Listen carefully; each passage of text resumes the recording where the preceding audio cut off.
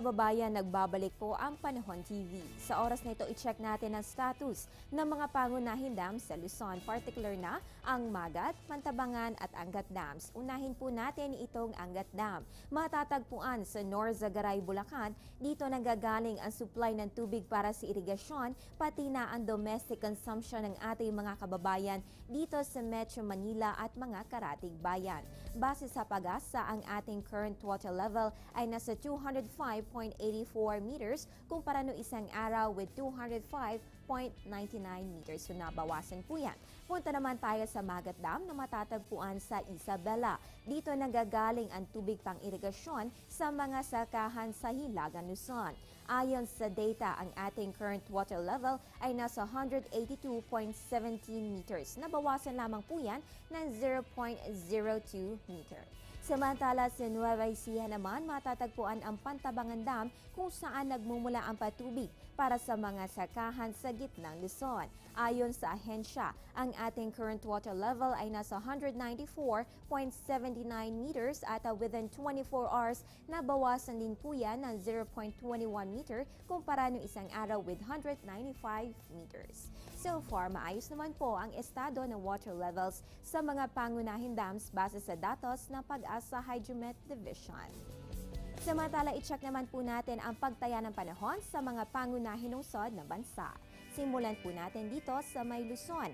Ang Baguio City ay merong 13 to 22 degrees Celsius, habang ang Puerto Princesa ay may 23 to 30 degrees Celsius.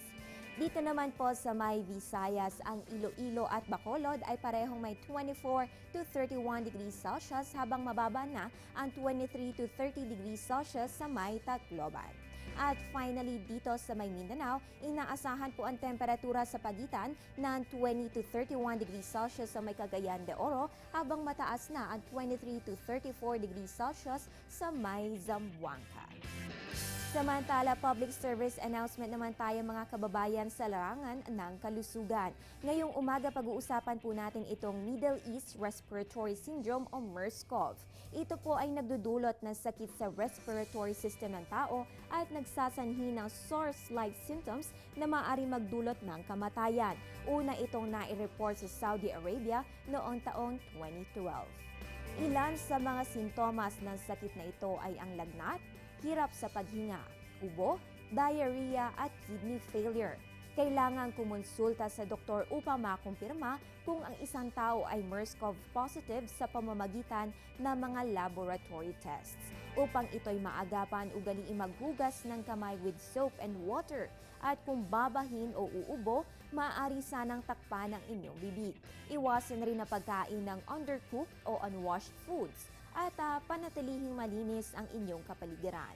Wala naman pong dapat ikatakot ang ating mga kababayan, no? Dahil ayon po sa Department of Health o DOH, hindi airborne ang MERS-CoV at nakakahawa ito sa pamamagitan ng respiratory droplets with multiple exposure.